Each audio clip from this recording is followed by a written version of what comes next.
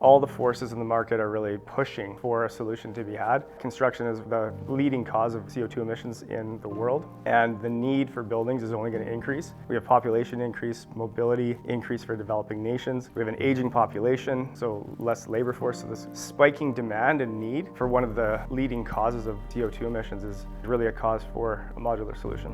What's the greenest, least carbon emission way in which to build a building?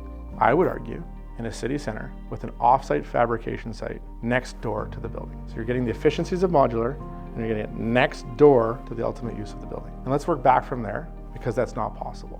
I need to be on point cost-wise. I need to be able to have a labor force readily available to build a building. So there's other tangible and intangible contributors to where you put the facility. So let's think to ourselves, if modular is the better, greener, faster, cheaper, less waste way to build construction, where's the best place to put the facility? In our case, in China. We have the ability to draw down from suppliers within a 500-mile radius. We're not drawing down from suppliers like you are in the conventional world in North America. Your door handles are coming from China. Your window frames are coming from China. So you're having 10,000 deliveries come at random arbitrary times to the job site, or would you like 100 deliveries all to a factory in China? Ultimately, the module delivery on the back of a boat, if you look at carbon emissions, these offshore vessels are some of the greenest way in which carbon emissions are utilized. Private jets, terrible. Cruise ships, because you're just lounging and you're not going anywhere. The facts have satisfied that our business is actually the right direction to decarbonize the environment.